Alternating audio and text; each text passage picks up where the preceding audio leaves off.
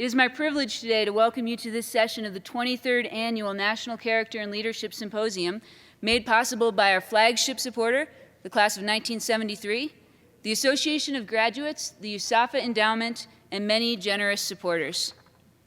It is now my pleasure to introduce today's astronaut panel members. General Chilton is a 1976 distinguished graduate of the United States Air Force Academy.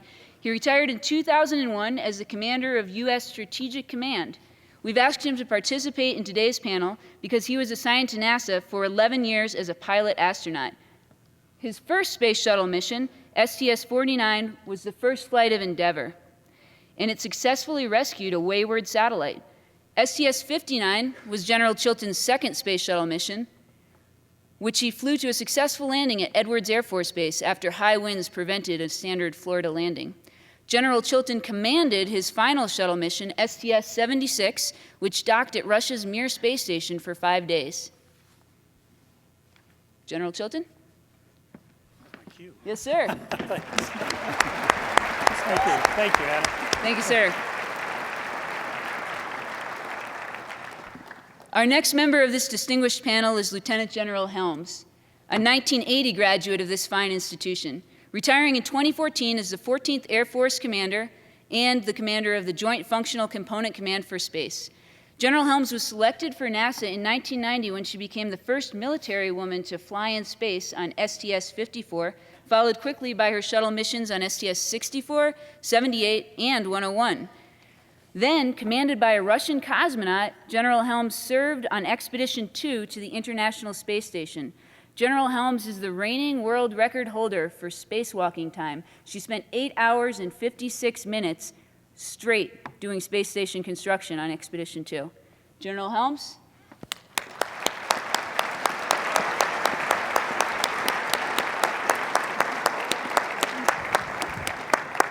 The next member of our distinguished astronaut panel is Colonel Gregory, a 1964 graduate of the United States Air Force Academy. After serving as a helicopter pilot, a fighter pilot, and a test pilot, Colonel Gregory decided to add space shuttle pilot to this list when he was selected as an astronaut in 1978. His first mission, there's Colonel Gregory. His first mission included research in a European science laboratory, and his second two missions, which carried Department of Defense payloads, well, that's all we'll say about that. After his third mission, Colonel Gregory served as a NASA Deputy Administrator until his retirement in the best year, 2005. Last but certainly not least, Colonel Wirtz, who's Colonel Gregory.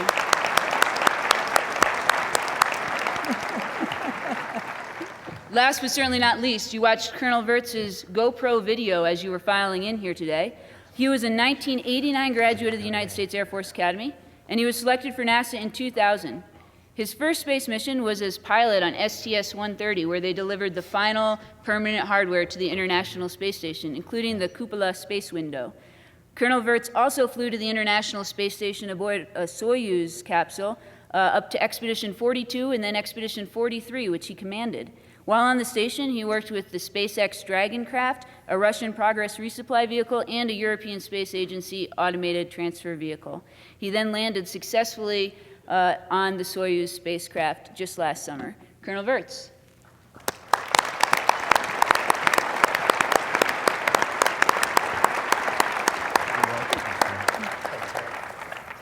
All right. Colonel Wirtz. All right, ladies and gentlemen, it is an honor to present to you our astronaut panel, the whole panel.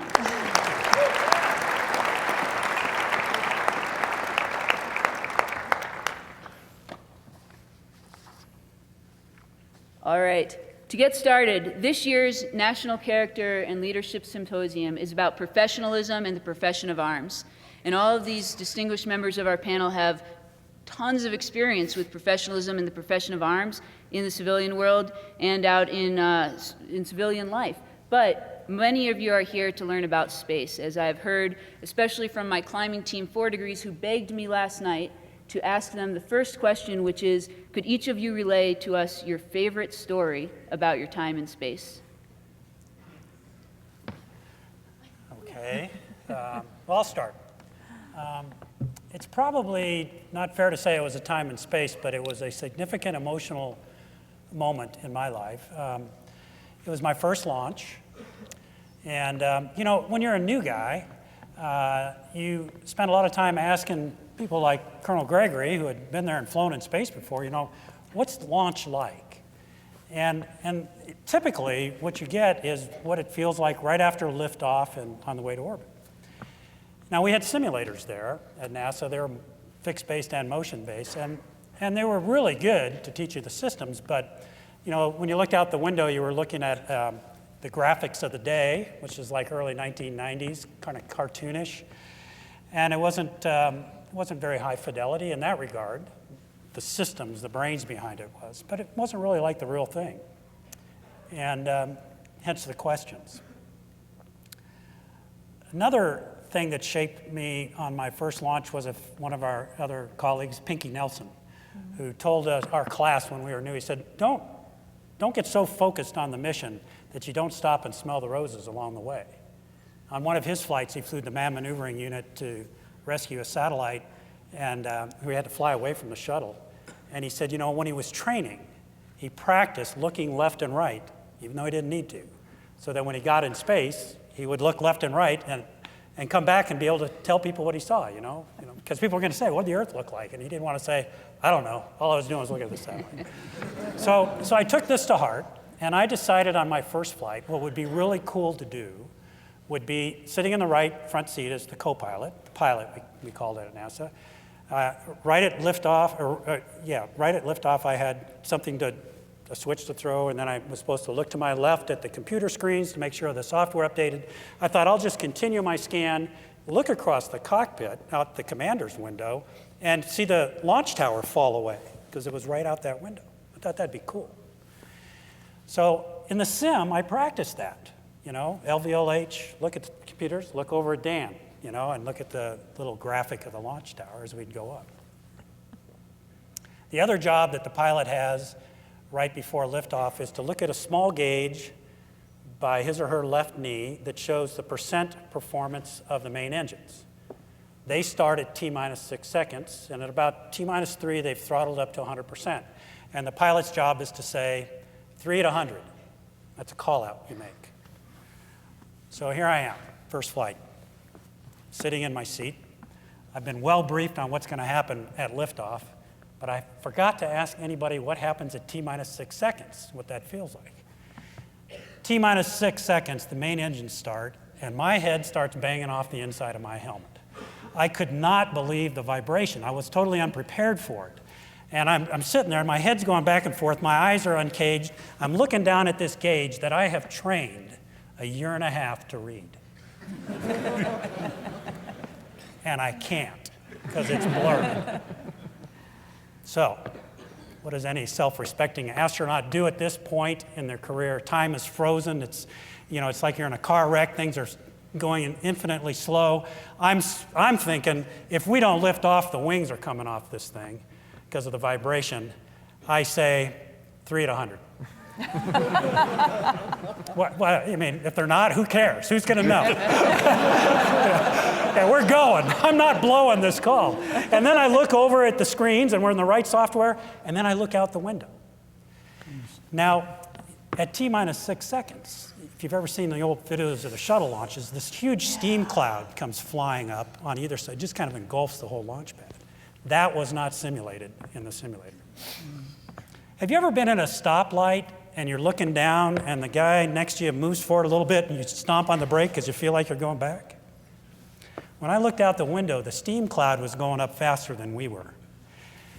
And even though I was crushed back in the seat and every other sense in my body said we were going up, my eyeball said we were falling back down into the flame trench. And my heart stopped.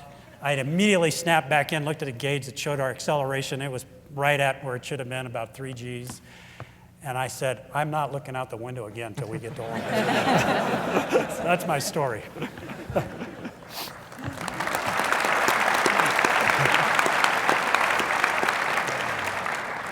Thank you, General Chilton. General Helms, would you like to share your favorite story? I know you asked the question about favorite moments in space. And Yes, ma'am. I mean, obviously, there are so many moments, and it's hard to pick one out. So one of my favorite stories, it's kind of a joke on me, and it's in a different dimension of what spaceflight is all about, which is what happens to the human body in space. And it was my rookie flight, and I was the only rookie on that crew that I flew with. It was with 2 other Air Force folks, John Casper and Dominic Monagle, Mario Runkel, who was Navy, and then Greg Harbaugh was a civilian. And these guys were great to me. They were doing all they could to take care of the rookie, who didn't know anything about what to expect on the reality of spaceflight.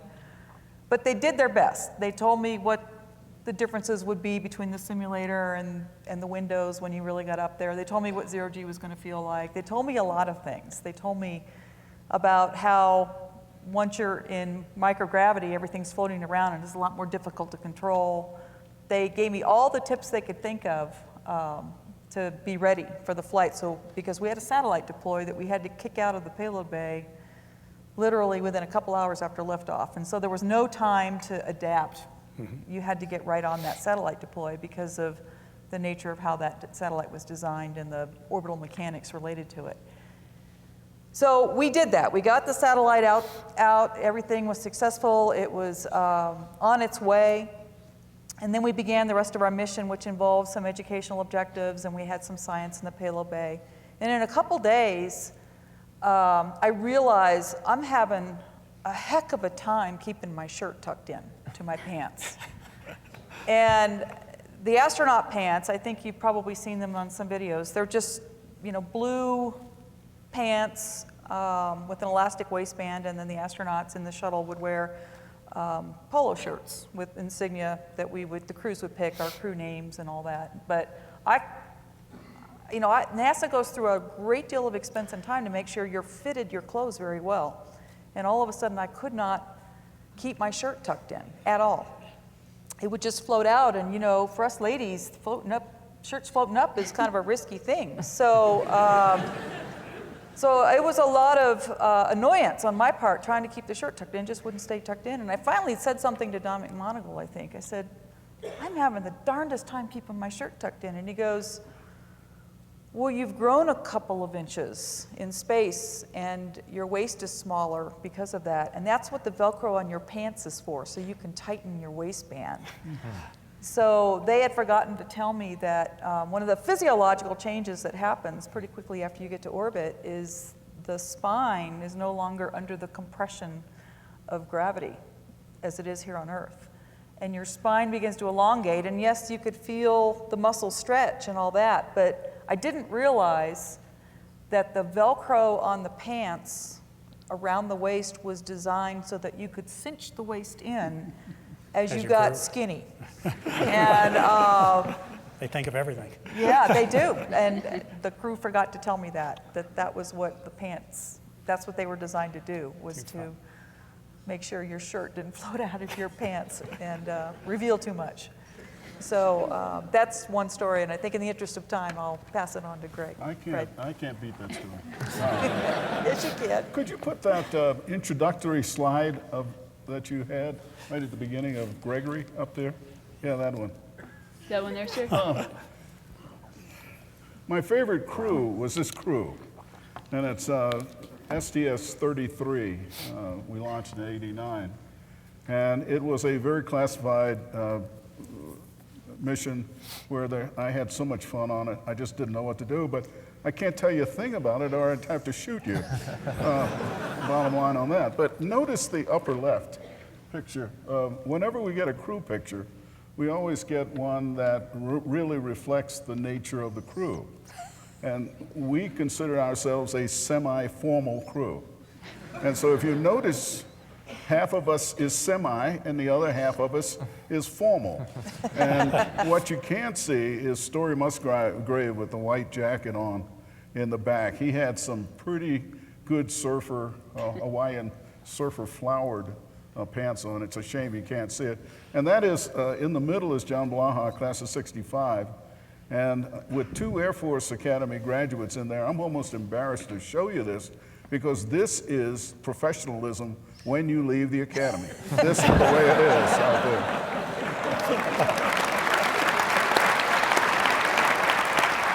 That's awesome. To you. Excellent. There's too many stories to tell. General Chilton's story of launch. I remember when I looked over on that same window, the moon was right there. It was the most incredible thing to be launching and look out and see the moon sitting there. We launched at nighttime, and it was dark until when the solids lit. I didn't see any steam, but all of a sudden the night ended and day began. It got so bright inside the cockpit. I can remember seeing the east coast of America. The shuttle did a roll to heads-up maneuver, and you didn't know which way it was going to go. It was kind of a bet between the commander and the pilot who got the view. And I lucked out, and I was able to see the view, and I could see the whole east coast. And I had been, in space for 3 minutes or something, getting this amazing view. I can remember seeing the Earth for the first time, which was just incredible, going over the Alps in Europe, where the sun had finally come up. But all these different stories. One kind of funny one on my first flight. I was doing some maintenance on the shuttle up on the flight deck. I had to go behind a panel. And the really cool thing about doing work in space, if you ever worked on your car, it's kind of painful and you got to lay on your back and it's hard to reach up. But in space, you can just put yourself in whatever orientation you need to be. So I was buried inside this cabinet with a mag light, flashlight in my teeth and working on something. And I put the flashlight away and I was done. And I finished up what I was doing, and I closed the panel, and I came out, and I was like, where's the flashlight? And stuff floats away all the time. It is, Velcro is the best, most ingenious thing ever invented. And I'm like, where's the flashlight? And I looked up. I learned early on that looking up, so I kind of looked up. I don't see it anywhere. I looked all around, gave it a couple minutes, and I'm like, all right, it's gone. And so I floated away, and like all of a sudden my back was itching. And so I reached behind me, and the flashlight was in between my shoulder blades. It had like floated around my shirt, right up to my shoulder blades. So that was on probably flight day 2. I was a brand new rookie for that. So that's my one of about 1,000 stories. Yeah. Let me add one. I mean, I do have a story. Okay.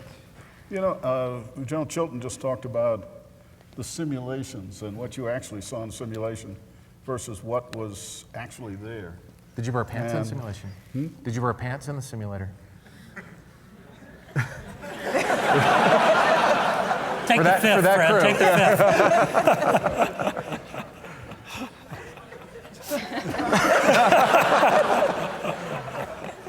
But it is, I think they leave that 5%, that visual out of the simulation just to give us the thrill. But when you get up to orbit,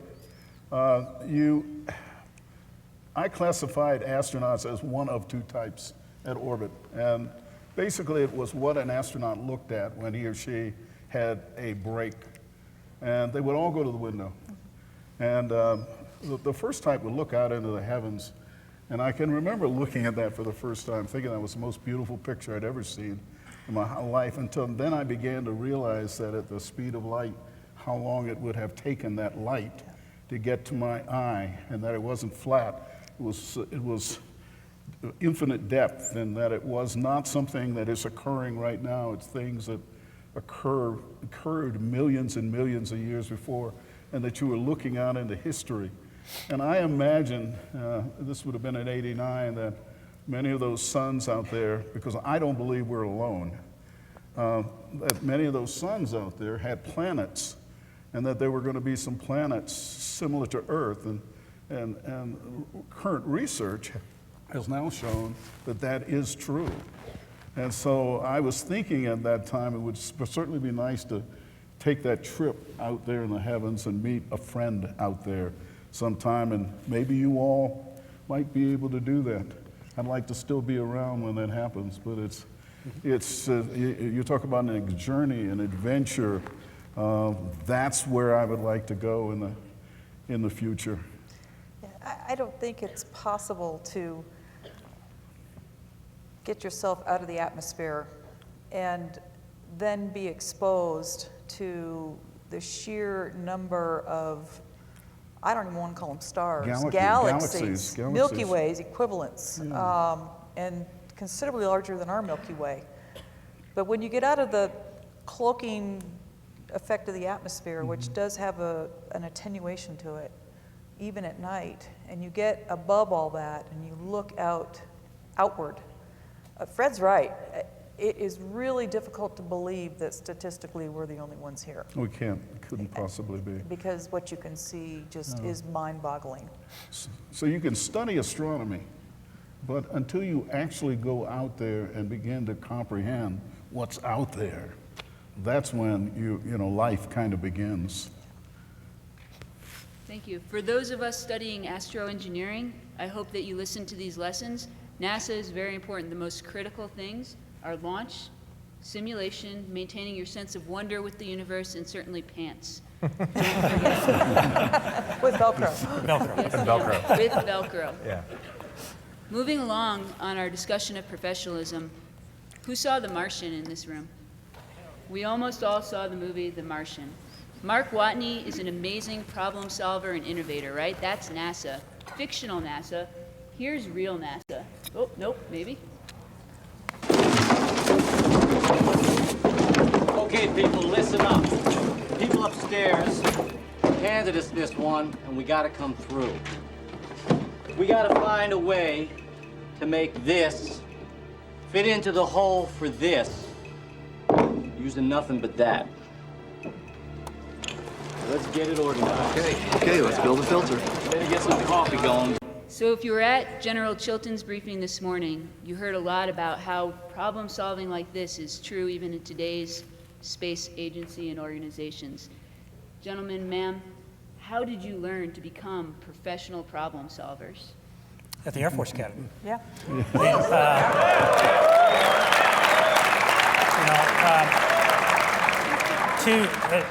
In my talk this morning, we talked about problem solving on my first flight, which there's a similar example to this. When you're up there, you got what you got. And the plan we had didn't work, and so we had to invent a new plan with the tools at hand. But as I mentioned then, my first exposure to this, and frankly, it didn't stick because it was during basic training, out in the valley. Project X, I think they called it, or Z or Y or something. It was in the northeast corner of the valley. You all went through it. It's where they march you up there, and there's these little stalls, and there's a problem to be solved, and they give you a piece of rope and a plunger and a half a ladder and say, you're the leader of the team, good luck, solve it. And you're timed, and they're testing your leadership skills and problem-solving skills. And they actually taught us a method to solve problems, which I forgot, but was reminded of when I went to Squadron Officer School. It was Problem Solving 101. And it was the exact same thing we applied on STS-49 when we had a problem. And as an officer in the Air Force, whenever I was confronted with a challenge in the organization I was in or commanding, I always started with that. And this movie points out two of the key principles of problem solving. First, what's the problem? Very simply placed, put this square thing in this round hole for those people. And that's step one that I learned at the Air Force Academy and at Squadron Officer School. And then there's subsequent steps, inventorying what you have, et cetera. But I learned it here initially. Sir. Does anybody else have professional problem-solving stories? Otherwise, we'll start with I have Sir. found, I think everybody has referred to this.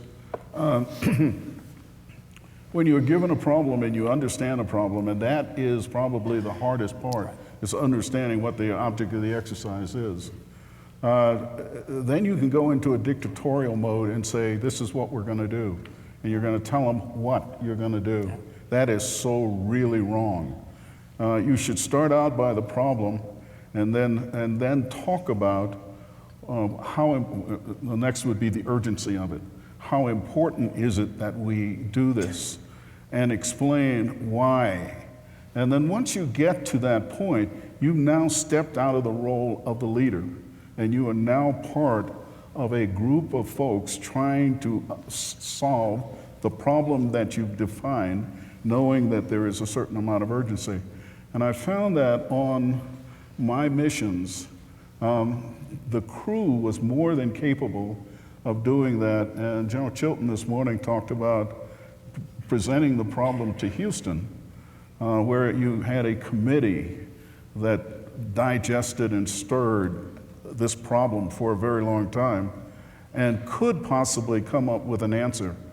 But in many cases, we found the problem and solved it on orbit, and he said that you keyed the mic so that this is a story, I've never heard this story, in order to keep Houston from interjecting their ideas, they just kept the mic keyed so that they could not respond.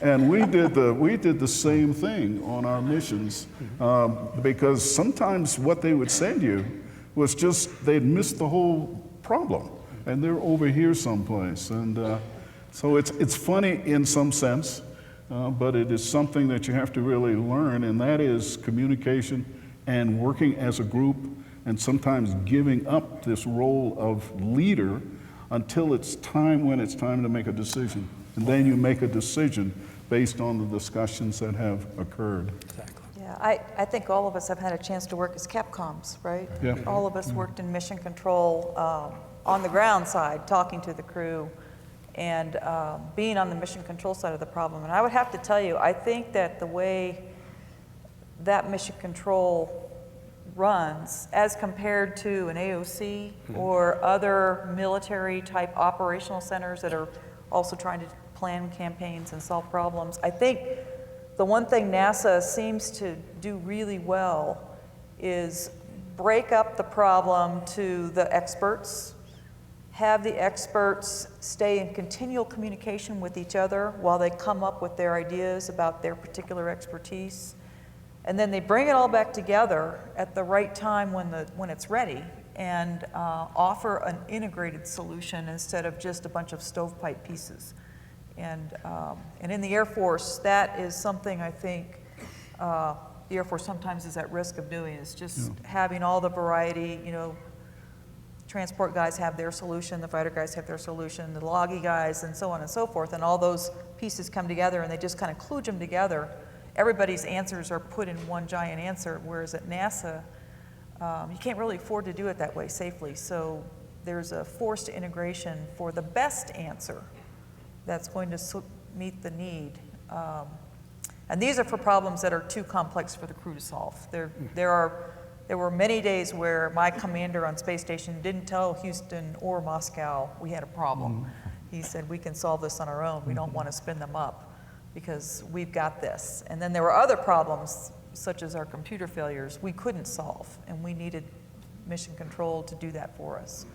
And when they do it really well for problems that I saw. And as a Capcom, I had a chance to experience that firsthand. Thank you, General Helms. It appears that the recurring theme in how to become a professional problem solver is being able to understand that problem and communicate it so that everybody has the same understanding of that problem. Talking about communication, C3C Daniel Hollenberry has a question for the group. I don't know where he is sitting anymore. There he is. Daniel? Добрый день, дамы и господа. Я просто хотел спросить, как вы живете с международными людьми на МКС, когда политические проблемы случаются на Земле? Do you intend to go to the space station? Но So это talking about хороший вопрос. communication. Хороший вопрос. Но у меня ответ это был прекрасно жить с русскими коллегами. Согласна. Да. So what he asked was, how was it to live in space with international crew, especially during a time of political troubles? And when I was at the space station last year was when the main part of the war that Russia was having with Ukraine was happening when we were in space. And we with my Russian colleagues were looking out of the SM window at Ukraine, watching little red flashes going off down there, you know, where bombs are going off. So it was pretty personal, because, you know, these are my crewmates. My Russian Soyuz commander, Anton Shkaplerov, is from Crimea. So we were together when Russia annexed Crimea, and he's a hero of Crimea. And so I got to experience firsthand some pretty significant differences of political opinion. And the way we handled that as a crew was we worked together very professionally, very much as friends. The problems that were happening were at the governmental level, way above our head, and we were able to keep things. I don't want to put words in your mouth. I'm sure it was the same when you were there with Russian colleagues, and maybe on Mir too, generals. We worked together very well. Right, we did. And even though these other things were happening, and you'll have joint assignments or combine assignments with other nations when you go out into the real world, and there will be issues. And when I was flying F-16s, we had issues with NATO, and that was when Kosovo and Serbia were happening, and we had issues with our NATO, even allies. And so at the worker level, you've got to keep it professional and work well together. And then one day when you get to be president or secretary of state, then you can deal with the problems at the different level. But it was a very interesting experience for me anyway to have that. I mean, we were right in the middle of things. And I'm still great friends with my Russian crewmates. We email each other almost every day, and so that was good. I'll tell you the biggest international problem that I had. But we flew with Russian cosmonauts, an Italian lady, a Russian Air Force pilot, Samantha Cristoforetti, and I had a Navy guy, so that was my biggest cultural challenge, was trying to understand the Navy guy. Navy guy. But that I get that. But people ask me what was my most scariest moment in space, and I've flown F-16s and test pilot, and I launched on the shuttle and rendezvous, and a year ago today I was doing a spacewalk. All these things that would appear to be the most scary thing you've ever done. Well, I flew with this Italian lady, Samantha, who's the most famous Italian woman in the world. We just did our post-flight in Italy, and she is truly a rock star. We're kind of a dime a dozen here in America, but in Italy, when there's one woman, she is a big deal. And when I was in space, I had to cut her hair. Like, I had to be her hairstylist. And so that, by far, that was the most stressful thing that I did. Before flight, I had to go to her hairstylist and like learn how to, and it wasn't just like trim the bangs short. It was like the full it grows thing. while you're up Oh my there. goodness. Exactly. We were there for 200 days. So anyway. Yeah, that was my crewmates wanted to cut my hair, and I wouldn't let them touch it. I saw them cut each other's hair, and I went, no, I don't think so. Not your talent. So.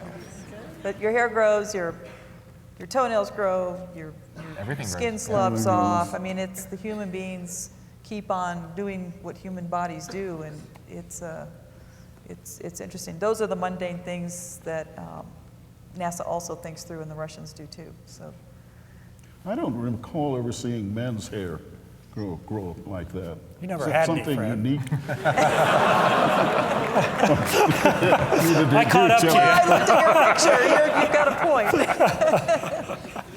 Thank you all for your insightful answers to Daniel's question. To pull on that thread a little further, all four of you have had the opportunity to fly and work with space agency professionals from other nations.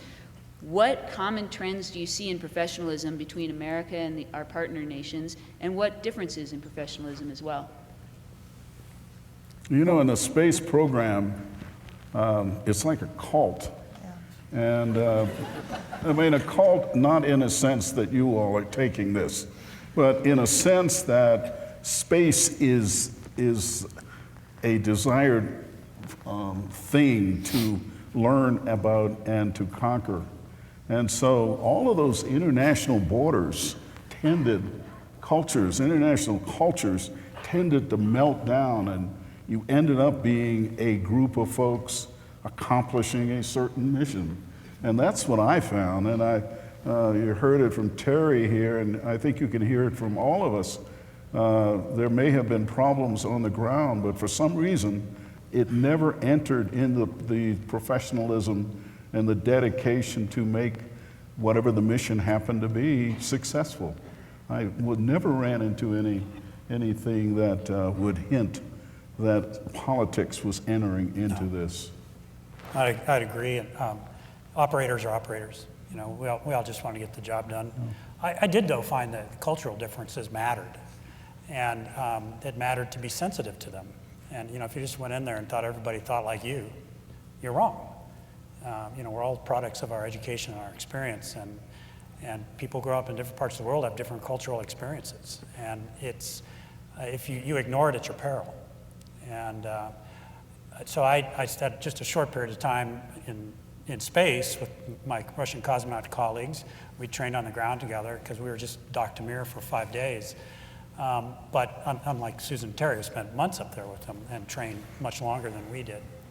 But after that, I worked in the International Space Station program, and part of my job was to work with the Russians, the Europeans, Japanese, the Canadians, and I led a delegation to invite Brazil into the program. And then when I came back in the Air Force, I ended up on the Joint Staff doing political military affairs for all of Asia Pacific and the Middle East, and spent a lot of time in Seoul and Tokyo and New Delhi, and Islamabad, drinking tea, drinking sake, and I'll never forget there was a book they gave me when I first showed up that was entitled Shake, Bow, or Curtsy, I think. And for each country, it told you what the customs were. And I studied that because you want to start the relationship off as one of respect. And you need to show respect for their culture, and you can bet they'll have respect for our culture because everybody watches America and how we behave. And so at the operational level, never an issue. The cultural level is an important thing to pay attention to, I would encourage you. And you'll be surprised how quickly in your Air Force careers you'll have the opportunity to work with allies and perhaps potential adversaries across the table from them. And if you know a little bit about their culture and show that you know a little bit about it, boy, it goes miles. Really increases your stock. Yeah, I would agree. Going over to Russia, and Jim Voss and I, my crewmate, got paired up with Yuri Uzichov, who was extremely experienced. He'd flown on Mir twice. Jim and I had each had 4 shuttle flights. Well, I guess 3 at that point. But we were all experienced space flyers. But I think that it mattered going over to Russia and paying respect to the fact that they knew what they were doing. They really had been flying space stations for decades. We had been flying a shuttle for decades, but they had been flying space stations.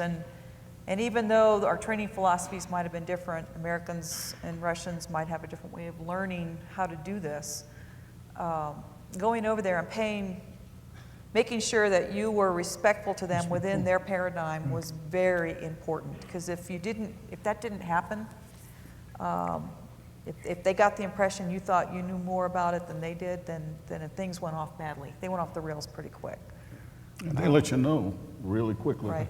We had regulations and policies in America, and when the space station began, I think originally we were all going to speak English on it because it was an American space station. But then we took our policies to Russia and said, and you will use these policies. And the Russians looked at us like, you see the plane you came in? Why don't you just get on it and leave? And so what we ended up with was using Russian policies and requirements and our policies, and we began to decide where they were equivalent using different books, but the same subjects covered. And once we got through that, and I understand, because this is a cultural difference.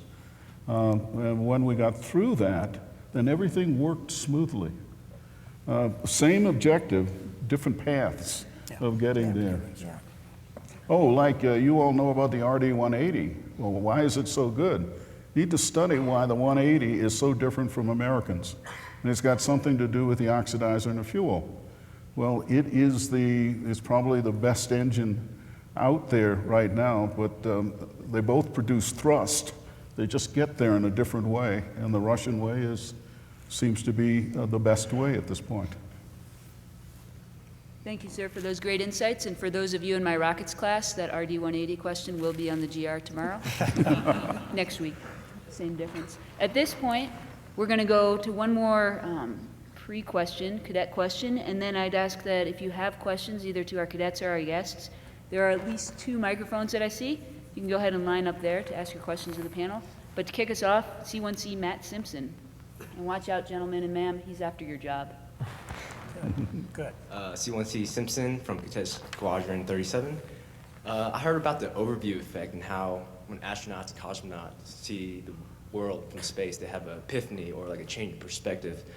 I want to just share your experience and like how your perspective changed as you view the world from a small window in space.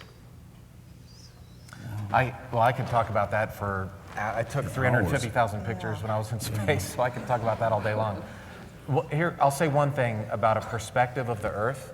At nighttime, you can see wealth, which is interesting, and I had never really thought about that before. You don't see population at nighttime. Between Cairo and Johannesburg, it's almost dark. There's a few red lights in Nigeria. It's just dark. There's a lot of people there in Africa, but there's no lights on. In the Middle East and Saudi, it's super, super bright. There's a lot of light bulbs on at nighttime in like Jeddah and Mecca, but there's not that many people there. And the most striking thing to me, and I'm sure if anybody who's seen it, is when you go to Seoul. Seoul is one of the brightest cities in the world. Beijing really isn't that bright, and Shanghai is super bright, that little corner of Asia. And then just north of Seoul is black. It looks like the ocean, except for it's not the ocean, it's North Korea. And there's a little white dot there where Pyongyang is. And so it just hit me. I'm like, that is darkness. There's darkness on a lot of levels. I mean, it's physical darkness and a lot of other, spiritual darkness. It just shows how the people on Earth are living. So at nighttime, I found that you could really kind of see. During the daytime, you don't see that many examples of humans. You can see contrails. Right. You can see China is very brown. It's very polluted. You can see the pollution. Last year, I could for sure. But during the daytime, there's not that much human stuff. But at nighttime, you really see the humans. That's great. Susan, you're up there for a long time. How about you? I was going to say exactly the same thing. the Korea? That the daytime, it's interesting. North America has really organized traffic systems, really organized highways.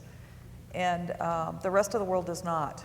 You can look out there and you can see I-25 and recognize it as I-25, and you can see I-70 and recognize it going all the way across America as I-70. And because of our industrial age infrastructure development, we created this non-natural looking highway system, and it's very noticeable. The rest of the world just doesn't have that. Europe, there's no way you can tell where the road systems are at a strategic level, and it's it was an interesting comment on how America wrestled this infrastructure and shaped it to its desires, but the rest of the world kind of grew up differently than we did. We were a lot younger and had a moment in time where we could make the decision to make it that way, but the rest of the world, like Europe, for example, it's a lot older, and it grew up as far as the way humans promulgated their infrastructure a lot differently. You get a sense at your homes, you define something as a neighbor, and that's somebody who is close by, maybe 10 minutes by drive or something of that nature. When you go to space and you're traveling 5 or 6 miles a second, your sense of neighborhoods changes significantly. And so in the amount of time that I've just talked, we would have essentially gone halfway across the United States. And so when you come back, you still have this sense that this is your neighborhood now. It's the world is your neighborhood, not where I grew up in DC. That's not my neighborhood anymore. It's the whole thing. And when I came back on my first mission, I wanted to go out and visit my new neighbors. And so my wife and I got on planes, and we would just go to these places. And it was fascinating because you get off, and the first person I would see, wherever it happened to be, I put my hand out and say, "Hi, neighbor."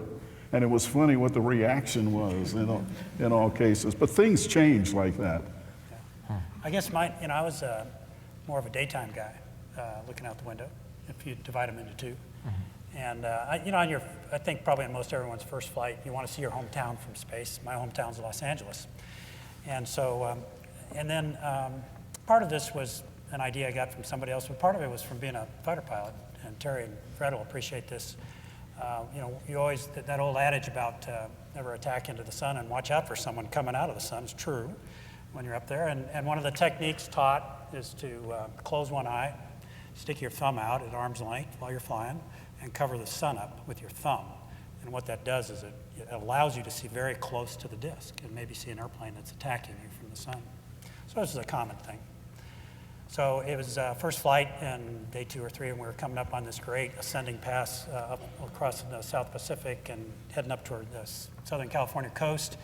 And miracle of miracles, it was a clear day over LA, and I got a camera, and I was excited, and I'm looking, and here we come. And I'm pounding away, taking pictures, of my hometown. And then I stopped to just kind of take it in without looking through the lens of the camera. And I closed one eye and I stuck my thumb out and covered up 6 million people. And then my thoughts were, I used to be one of those people. I grew up there. And I can remember plenty of days in my life as a teenager where I thought I had the toughest problems in the world bearing down on my shoulders. And there's probably a bunch of people under my thumb right now who feel the same way. And, you know, partly because of my faith, which did not change but was affirmed up there, you know, it just kind of gave me a different perspective about, you know, in my faith, there's a God who worries about each and every one of us, all 6 million of those people under my thumb.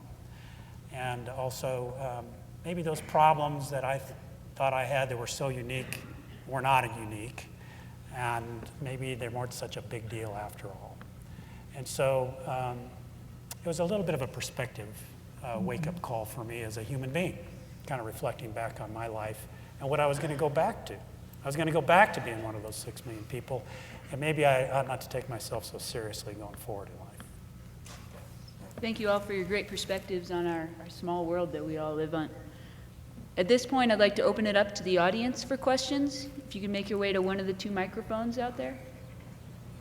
I don't have a question, but Hey, T. I want to thank all of you for your service to the Air Force, to NASA, and to the country. For the benefit of our guest here, my name is T. Thompson, and I'm the president and CEO of the Association of Graduates, which is our alumni association. As I sat there looking at the panel, with the exception of Terry, you know, and there's time for you yet, Terry, but I want to note for the cadets in the room, those are lifetime members of the Association of Graduates, and each one of them have served on the board of directors of the Association of Graduates. So not only have they given back to the country as a whole, but to the graduate community as well. Thank you for that. Thank you, T. Thank you. Appreciate it.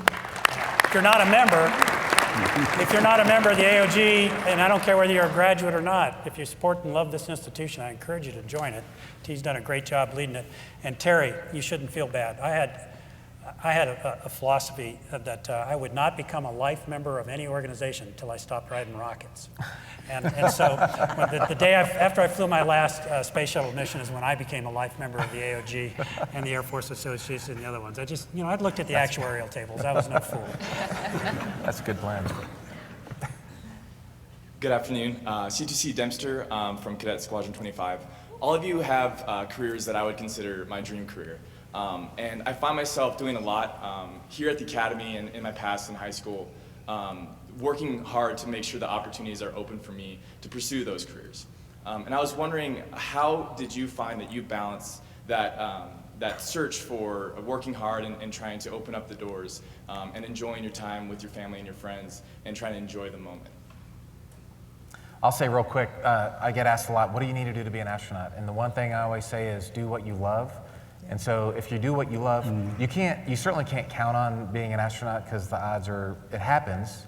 And everybody assured me that I would make it, and I got lucky and I made it, but it is a pretty low thing. So be sure that don't do something just to be an astronaut that you're not necessarily, it's not you, it's not your gifts, it's not the abilities you've been given. And keep the doors open. But my philosophy was, I know it's a crazy dream. I know I'm probably not ever going to be an astronaut, but I did everything just to make sure I had checked all the boxes that were required, and I got lucky and I got picked out of the group. But I always did things that I loved. I love flying. I love being a test pilot. You know, I didn't force myself into some thing just to try and check a box that I thought that NASA would have enjoyed. Yeah, I completely agree with Terry. I didn't know I wanted to be an astronaut until my late 20s. And I'm positive coming out of here as a graduate, no one saw it coming. Absolutely. Yeah, I think all of us probably feel that way. There's someone in this room, I'm sure, maybe lots of people in this room will become astronauts, and you don't have any idea who they'll be, but there'll be people who love what they do, commit themselves to doing the best possible job they can do, and if astronaut doesn't happen for them, they are still going to love what they do. Yep. And that is critically important. The worst thing in the world is to arrange your career to be an astronaut and then to have it not happen because you're not necessarily doing the things you would rather have been doing. I'll also make a statement that it's amazing how many people realize that there are a lot of really, really cool Air Force jobs out there. And folks have preconceived notions about what are and are not great assignments, and inevitably they're proven wrong. Just about every assignment you get has got some really, really neat aspect to it that make you realize it's a really cool job. But I was like Terry, I wanted to be an engineer. I wanted to be a flight test engineer. I wanted to go to test pilot school. I wanted to fly with the Canadians on the F-18 in the 80s. And as it turns out, I got lucky. That just happened to be a resume NASA found interesting. But even so, it wasn't a done deal. And I'm like Terry, I feel like very, very lucky that it's like winning the lottery, because it's nothing you can count on. But they asked me in my interview, what if I didn't get picked? And I think that's a pretty common question. They want to see how you react if they ask you that question. What if we don't pick you to be an astronaut? You've gone through all this way, you're in the last 100 out of 8,000, you've made it this far, but what if you don't take you? And I think your answer to that question says a lot to them about the kind of person you are. My answer was, well, if I don't get picked to be an astronaut, then I get a chance to get this really cool job in England that I'm looking at for a flight test engineer. And I've got all kinds of plans to go do something that sounds really, really neat. And I think they like that answer, and I think that's a great philosophy to live by. I came into the academy wanting to be a Thunderbird pilot, and when I graduated, I was a helicopter pilot. So I did have a major change. I eventually ended up flying F-4s, but after about 3 or 4 years, I realized that some of those early dreams that I had probably were not on my roadmap. And so I decided that for my goal in life, it was have fun and make a contribution. And with that kind of a goal, I could do anything. I could move anywhere I wanted. Now, I was an engineer major, classical English minor from here. Wow. So at that age, I had no idea what I was going to grow up to be. And I'm a helicopter pilot and a fighter pilot. And I go to test pilot school, and I end up taking both rotary and fixed wing courses. So I came out pretty unique, but none of this was planned at all. So when NASA asked to apply, I was 36, I think, and I just looked at it and thought something to do. So I mean, it wasn't as though I had a plan to do this. We had a couple of folks who called me to suggest I actually do apply for the thing. But it had not been a lifelong dream. But when you go back and look, I think if you look at all the resumes of all of us, we're very broad. We have a lot of experience, and it wouldn't matter really what kind of job was offered. I think we had the background there, the base that would qualify us for just about anything. And I think that's what you're getting here at the Air Force Academy. You're getting about 60% engineering and 40% what I call liberal arts. But I'll tell you that political science and economics and law and history and English are the things that are really going to help you with this basic engineering capability that you have. The economics, I mean, this differentiates a standard pilot from somebody who's going to be a natural leader in the future. I kind of fall in the category of Fred and Susan, and I think we're probably in the minority. I think most of our colleagues at NASA in the astronaut office had wanted to be astronauts since they were young. I'm saying the main. For me, I didn't want to be an astronaut till after I'd interviewed. I mean, seriously, you wanted to be an airline pilot. I wanted to be an airline pilot, yeah. And that's why I came to the Air Force Academy. So don't think life can't change or your goals. But I want to pull on the thread about family that you mentioned. And so, as a leader, you're going to hopefully tell your people to strike a right balance. I always told my folks that, you gotta take care of several things if you're going to work for me. You got to take care of yourself physically, so stay in shape. You got to take care of yourself mentally, so keep reading and educating because the world is changing. You got to keep up with it. You got to take care of your spirit, and however you do that, take care of yourself psychologically, your spirit. And you got to take care of your family. Because if you come to work and there's problems at home that you're not dealing with, you're going to bring those problems to work. And then you're not going to do the mission. And I was selfish in this regard. I was about the organization accomplishing the mission. The only way you can do that is with healthy people. But it's tough to balance family and work. And particularly tougher in the last 15 years when we've sent our family members overseas to war for long periods of time, back and forth. It's really hard. What I would say is that as a leader, it's really important for you to live what you preach. So if you're demanding your people to stay in shape, you better be going to the gym.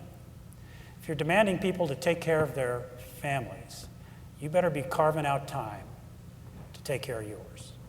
So when I was working in the Pentagon in some staff jobs that started before the sun came up and went late at night, I tried my best to make every one of my kids' soccer games. And guess what? People notice. They see the boss at the kids' soccer games, they understand that you're walking the talk, and they start taking care of their families as well.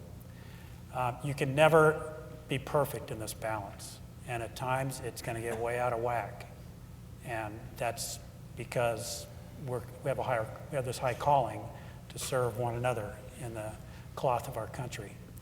But it's something you got to think about and work on. Remember, at the end of your Air Force career, you will take the uniform off, and hopefully your family will still be with you. That's a lifetime investment that you make during the time of your service, and sadly, I've seen some folks blow that. And I was blessed to have a very, very patient spouse who has been a great supporter and mentor for me, to snap me back on occasions when I needed it, which were multiple. Thank you. Thank you. I'm Cadet First Class Robert Goodnow from CSO8. Currently, I'm taking a class here at the Academy where we're learning about the history of the space program. And something we talk about a lot, especially with the Mercury, Gemini, and especially the Apollo missions, is how involved our country was back then. People were going out and seeing the launches. People were watching all the televised events, and were very involved. And nowadays, we're kind of seeing that decline in NASA, and we see Hollywood kind of trying to push all these space movies to bring people back into it. My question for you all is, what is the most important thing my generation and the generations that follow us can do to try to get our public more involved and more invested in the space program, and going out there and discovering what we need to discover about space? I'll take a swing at that. There's not much you can do except elect people who want to do that. Yeah. I mean, really, this is the NASA. The NASA administrator works directly for the President of the United States. You know, there's no intermediary there. He's part of the direct reports to the President, and of course there's the Office of Management and Budget, and there's layers there too. But it really is the presidential policy that sets our direction with regard to NASA. And so, what I think is really important. I remember I think it was when President Bush was running for his, George W. Bush was running for his first term against Vice President Al Gore. And I wasn't even in NASA anymore, I was back in the Air Force, but I kind of kept my ear to the debates. And I remember that not one question was asked by any of the people asking questions in the debate about NASA. You know, what's your vision for the future of NASA? And I remember distinctly thinking in the back of my mind, NASA's in trouble. Because if it wasn't part of the public debate and a policy wasn't being articulated by the next president of those two, then NASA was going to mark time for 4 years. And essentially that's what happened. Now when President Bush ran against Senator Kerry in his next election, they were both asked that question. And out of that came a vision for the Constellation program and the Bush program. Now unfortunately, in my view, he only had 4 years to try to get that going, and that's not long enough. You really need about 8 years to really entrench a program and get it moving in a direction that won't be derailed by, or taken in a different direction. Derailed is probably not the right word, by the next administration. So I'm hopeful that this will be part of the public policy debate in this election going forward, that we'll debate NASA. The positions of the two final candidates going forward for the presidency will have positions that are informed by public opinion. Write your congressman, write in, support whoever you're supporting, and tell them strongly what you want, because we're not going anywhere without leadership from the top and the will of the American public behind it. So you've got to have leadership, but John Chilton mentioned something. They have to be asked the question. And so not only do you have to have the leaders espouse this, but you also have to have the leaders of the debate, the ones to ask those very important questions and really press this, press for very specific answers But you know, Apollo, Mercury, Gemini, Apollo, it was all done when Soviets were there. And the whole issue was, we can put more stuff in space than you can. Well, when that Soviet Union became the Russians, then we Americans have to justify this huge expense by things other than, you know, an opponent over there. And it starts from the bottom. It has to be worked at the top. But what happens is that we now have generations of a loss of Swiss watchmakers. And so the people who used to build these pieces of hardware, since there are no programs, they've disappeared. And so now you have to incentivize third graders, but you also have to build the mentorship of those who are going to mentor. But then you also have to build the skill, the technical skills, to build these things that we envision as necessary, you know, to go out to those planets out there. So it's a big job. I think this is a story still in progress too, because I completely agree with Fred that the Soviet competition had a large hand in America's will to put all that money, blank check really, into the space program and beat the Ruskies to the moon. I mean, we've all heard that. So it's going to be interesting to watch to see what America does as Russia resurges, because they are now past their economic bottom of the late 90s, early 2000s, and they've done quite a bit through their oil and natural gas security programs to kind of recover their economy. And they do consider themselves the premier space people on the planet. Unless you ask somebody in China. And that's the other one that's going to be interesting to watch. China is, my gosh, it's like a steamroller. Yeah. They are moving so fast. They're looking at what Russia and America has done over the decades.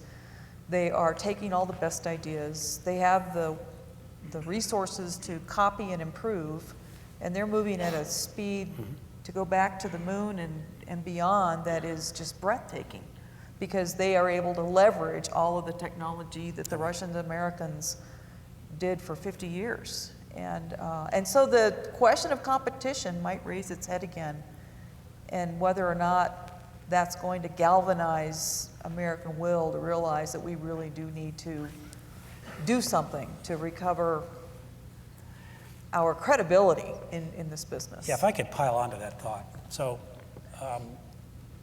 I'll ask audiences often, you know, well, I firmly believe this. I think by the middle of the next decade, there will be another human being standing on the moon. And the question is, does it matter if when they plant their flag, if it's a Chinese flag? Does it matter to America? And for the political science majors in the room who think a little bit more about this than engineers typically, and national security experts, I think the answer to that question is that yes, it does matter. You know, and we'll have people in America that say, we've been there, done that. And the other side of that coin is, yeah, but what have you done lately? And when you talk about, you know, China's not an adversary. It's not the same as a race with the Soviets where there was an ideological war and a physical Cold War going on where lives were lost and tensions were high and the security of the world was at stake. But it is about alignment in the future. And the nations of the world like to align behind nations who do great things and who lead. And so I think there's an element of what NASA does, and it doesn't just have to be manned. So there's an element of what NASA does which establishes U.S. leadership that's important to our national security as we go forward in the future. And I just commend you to think about that. I think it's time to get something that's lighter. I'm getting depressed. But we're going to make it. Hang on. Thank you. Thanks for the thought-provoking question, Robbie. Sir? Good afternoon, ma'am and gentlemen. Thanks for your time. General Chilton, you are our base commander at Beale, so thanks for your leadership Good to over see you. lunch. And I'm languages, and so thanks for all the plugs for languages and cultures as well. Close to my heart. And Colonel, unfortunately, my first question is a little bit heavy as well. But another thing close to my heart is after Beale, I went to work in D.C. and I worked with a guy named Ivar Svensson, and he would have been the guy who looked at imagery, the imagery, if we were able to get it of Columbia. And shortly after the accident, he passed away due to a coronary, and I think it's safe to say a significant factor was the stress of that event. So I kind of feel close to that whole event. And if this is inappropriate, you're not comfortable talking about it in this forum, I'd love to get with you offline afterward, but I'm really interested in your assessments as professionals in the field of what might have been if we had gotten video or imagery and had a true understanding of what the danger was. And if you don't want to answer that now, I'm due to retire in January, and I'm interested in becoming a space trash man. So I'm actually interested, Colonel, who's flown most recently, how much you have to maneuver to avoid trash up there these days. Yeah, the quick answer, I'll take the lighthearted answer there. We maneuver occasionally for space debris that actually some of our friends from China have created by blowing up satellites in low Earth orbit. And we had to maneuver several times on my 200-day mission. We get warned about it probably every few weeks. There's a big red phone at Mission Control, and when it rings, it's like some old Hollywood comedy movie. It's a loud ring, and you pick it up, and it's the Air Force, and they're warning us about some debris coming in. But the maneuvers happen once every few months. But I want to talk about the Columbia accident. For those of you, you guys were probably, maybe you were born. You were probably born by then, but you may not remember it. A piece of foam came off of the space shuttle and hit the wing of Columbia during ascent. And a couple weeks later, when they were coming back to Earth, that hole in the wing allowed the couple thousand-degree plasma to go in, and it burned the wing off, and it killed the crew. And it was really personal for me because Rick Husband, the Air Force pilot commander, had asked me to be a family escort, so I was really involved in that mission from before launch and getting daily updates, and I was there at the runway waiting for the shuttle to land with the families. And during the mission, I was getting all the email, daily updates of what was going on, and I saw this MPEG file they had MPEGs back then, it wasn't that long ago. Came through, the foam come off and hit the wing, and there's a giant explosion. I'm sure we all remember seeing that thing. And I looked at that, and I was an unflown rookie, so I was like a 4 degree. I had a little stripe. There's just the one stripe on my shoulder there at NASA. Unflown rookies are not the most highly thought of people at NASA. And so, but I saw it, and I said, that doesn't look right. What do I know? I'm just a pilot. But I went down the hallway to the boss and one of the senior guys, and I said, hey, I just saw this. And he said, yeah, we saw it, but they looked at it, and it's not a safety of flight issue, it's okay. And so then 2 weeks later, as the clock counted down to 0, I thought, man, I feel sorry for the guy that okayed that. Like, I instantly knew, even before the clock had counted to 0, that was a bad thing that had happened. So the point I want to make to you guys, and every kid in here, listen to this, there's going to come time when you see something that's not right, and stand up and say something about it. And if you probably have judgment already, but by the time you're an officer and a captain and whatever you are in your career, if you see things that aren't right, speak up about it, because maybe you're wrong, maybe somebody's got a good explanation, but at least ask the question and have that question answered. We had several years of traumatic, General Holmes was there, introspection about how people at NASA weren't standing up, and they thought this and that, and and I went to someone, but I didn't get on a desk and pound my shoe. I thought, okay, well, I brought it up, but it's important to bring things up, and you can't make every cause a crusade, and you can't jump on your sword for everything that happens. But there will come a time in your career when something doesn't seem right, and I found for my career, many times I haven't spoken up, or whenever the hair stands up on the back of my neck, I'm usually right about it, and something's up there. So that's a lesson learned that I hope that the cadets understood what I was just saying and can take that lesson to heart. Speak up if you see something going on. I'd be happy to talk more details later about what could have happened, what could have happened. Something would have happened, which is better than nothing, which is what happened, right? We would have tried something had we known, I think. Anyway, that's my opinion. Yeah, now is a good time to practice your coping skills for those moments when when you do stand up and say something, it's going to be painful. There's the way of low inertia, and then there's the way that's painful. Sometimes those are the choices you have in terms of deciding how you want to handle a complex situation that you want to bring to someone's attention. And now is the time to think about, how am I going to be true to myself in that process, and how am I going to handle it when the naysayers are clearly going to blow back at me, which is exactly what happened with Columbia, is that the naysayers took over the dialogue, and culturally there was a problem with denial, I would say. I was on the Return to Flight Task Group post-Columbia, so that's why Terry and I worked on this.